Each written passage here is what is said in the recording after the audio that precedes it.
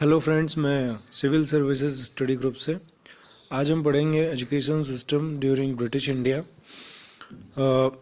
इसमें कौन कौन से एक्ट थे और किस रूप से अंग्रेजी को भारत की भाषा बनाने पर जोर दिया गया।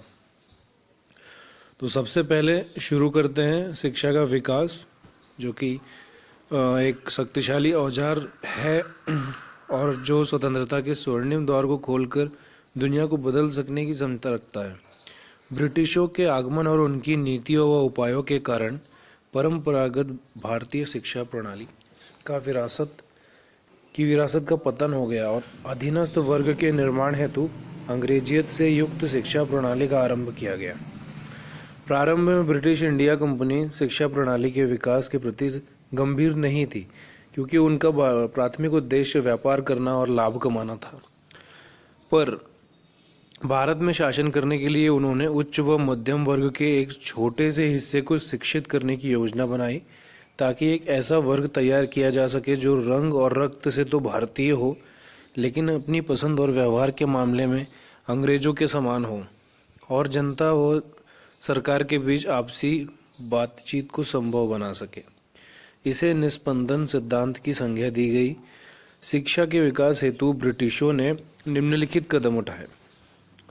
पहला था चार्ल्स ग्रैंड और विलियम विल्बरफोर्स, जो कि मिशनरी कार्यकर्ता थे, ने ब्रिटिशों की अहस्तक्षेप नीति को त्यागने और अंग्रेजी शिक्षा के प्रसार हेतु दबाव डाला, ताकि पाश्चात्य साहित्य को पढ़ा जा सके और ईसाईयत का प्रसार हो सके। अतः ब्रिटिश संसद ने 1813 के अधिनियम में यह प्रावधान किया कि सपरिषद गवर्नर जनरल 1 लाख रुपए शिक्षा के विकास हेतु खर्च कर सकते हैं और ईसाई मिशनरियों को भारत में अपने धर्म के प्रचार प्रसार की अनुमति प्रदान कर दी। इस अधिनियम का इस दृष्टि से महत्व है कि यह पहली बार था जब ईस्ट इंडिया कंपनी ने भारत में शिक्षा के विकास हेतु कदम उठाया। राजा राम मोहन राय के प्रयासों से पाश्चात्य शिक्षा प्रदान करने के लिए कलकत्ता कॉलेज की स्थापना की, और ये पहला कॉलेज था ब्रिटिश इंडिया में जो कलकत्ता में स्थापित किया गया, और 3 संस्कृत कॉलेज भी खोले गए। तो ये पहला अधिनियम था शिक्षा से रिलेटेड, जो कि ब्रिटिश की संसद में पास हुआ था। तो ये बहुत महत्वपूर्ण है और इससे हमेशा क्वेश्चंस पूछे जाते हैं। सेकंड है लॉर्ड मैकॉले की शिक्षा प्रणाली। इसे आधुनिक भारत का अधिनियम भी कह सकते हैं, क्योंकि यहीं से आधुनिक शिक्षा की शुरुआत हुई थी और अंग्रेजी को ज़्यादा से ज़्यादा महत्व दिया गया था। 1835 में पास हुआ था। यह भारत में शिक्षा प्रणाली की स्थापना का एक प्रयास था, जिसमें समाज के केवल उच्च वर्ग को अंग्रेजी माध्यम से शिक्षा प्रदान करने की बात कही थी। फारसी की जगह अंग्रेजी को न्यायालयों की भाषा बना दिया गया, मतलब कोर्ट में इंग्लिश यूज़ होने लगी। जो पहले फारसी यूज़ होती थी मुगलों के टाइम पे, उसको रिप्लेस कर दिया गया। अंग्रेजी पुस्तकों की छपाई मुफ्त में होने लगी और उन्हें सस्ते दामों पर बेचा जाने लगा, ताकि लोग उसे ज़्यादा से ज़्यादा खरीदें और पढ़ें। एक प्रमोशनल ऑफर था अंग्रेजों की तरफ से। प्राच्य शिक्षा की अपेक्षा अंग्रेजी शिक्षा को अधिक अनुदान मिलने लगा। 1949 में बेथुन स्कूल की स्थापना की। पूसा बिहार में कृषि संस्थान खोला गया, एग्रीकल्चरल इंस्टीट्यूट खोला गया। रुड़की में इंजीनियरिंग संस्थान खोला गया। तो ये 1835 का क्वेश्चन पूछा जाता है, और जब इन्होंने भाषण दिया था लॉर्ड मैकॉले ने, इस भाषण को लॉर्ड मैकॉले मिनट्स भी कहा जाता है, और डेट याद रखिए 1835। ये भी बहुत इंपॉर्टेंट है। Wood's dispatch 1854। इसे भारत में अंग्रेजी शिक्षा का मैग्ना कार्टा कहा जाता है, क्योंकि इससे भारत में शिक्षा के प्रसार के लिए समन्वित योजना प्रस्तुत की गई। इसमें जनता में शिक्षा के प्रसार की जिम्मेदारी राज्य को सौंपने की बात कही गई थी, और इसने शिक्षा के एक पदानुक्रम का प्रस्ताव दिया। सबसे निचले स्तर पर वर्नाकुलर प्राथमिक स्कूल, जिला स्तर पर वर्नाकुलर हाई स्कूल और संबंध कॉलेज, और कलकत्ता, मद्रास और बम्बई प्रेसिडेंसी के संबंध विश्वविद्यालय। तो यहाँ पे ध्यान रखने लायक है कि यूनिवर्सिटी एक्ट पास किया गया था इस वुड्स डिस्पैच ने।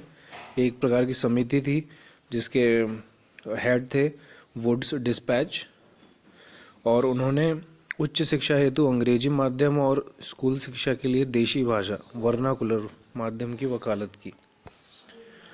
फिर सेकंड आएगा हंटर आयोग 1882-83 में।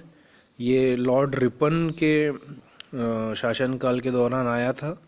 इस आयोग का गठन W हंटर की अध्यक्षता में 1854 के वुड डिस्पैच के तहत विकास की समीक्षा हेतु किया गया था। इसने भारत और सेकेंडरी शिक्षा में सुधार व प्रसार में सरकार की भूमिका को महत्व दिया। इसने शिक्षा के नियंत्रण की जिम्मेदारी जिला और म्युनिसिपल बोर्डों को देने की बात कही।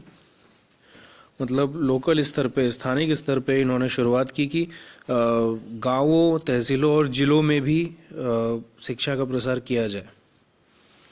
इसने सेकेंडरी शिक्षा के दो रूपों को विभाजित किया, विश्वविद्यालय तक साहित्यिक और वाणिज्यिक भविष्य हेतु रोजगार परक शिक्षा। तो ये हंटर आयोग, वुड डिस्पैच, इससे रिलेटेड क्वेश्चन आते हैं, डेट याद कर लीजिए दोस्तों। फिर आता है सैडलर आयोग। वैसे तो इस आयोग का गठन कलकत्ता विश्वविद्यालय की समस्याओं के अध्ययन के लिए हुआ था, लेकिन इसके अन्य सुझाव विश्वविद्यालयों पर भी लागू होते थे। इसके सुझाव निम्नलिखित थे। पहला था 12 वर्षीय स्कूल पाठ्यक्रम, जो आज भी अपनाया जाता है, और फिर 3 वर्षीय डिग्री पाठ्यक्रम इंटरमीडिएट के बाद। और सेम इसी आयोग के तर्ज पे आज भी 12वीं तक स्कूल पाठ्यक्रम और उसके बाद 3 साल की डिग्री।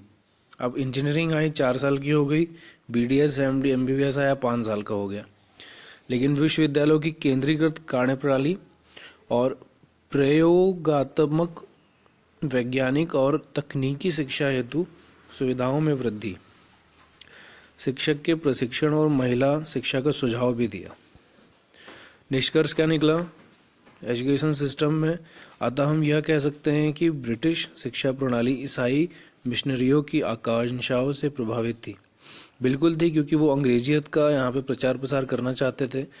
वो चाहते थे कि हमें मैन पावर इंडिया से ही मिल जाए। इंडिया के लोगों को उन्होंने अंग्रेजी सिखाई, ताकि जो वहाँ से वो क्लर्क लेके आते थे, मैन पावर लेके आते थे, वो उन्हें इंडिया में ही प्राप्त होने लगा। और इसका वास्तविक उद्देश्य कम खर्च पर अधीनस्थ प्रशासनिक पदों पर शिक्षित भारतीयों की नियुक्ति करना था और ब्रिटिश वाणिज्यिक हितों की पूर्ति करना था। इसलिए उन्होंने शिक्षा के माध्यम के रूप में अंग्रेजी को महत्व दिया और ब्रिटिश प्रशासन व ब्रिटिश की विजय गाथाओं को महामंडित किया। तो दोस्तों, मैं यहीं पे ये टॉपिक एंड करता हूँ। फिर मैं दूसरा वीडियो लेके आऊँगा नए टॉपिक के साथ। अच्छा लगे तो लाइक कीजिए, शेयर कीजिए, दोस्तों से भी शेयर कीजिए। तब तक के लिए नमस्कार, धन्यवाद।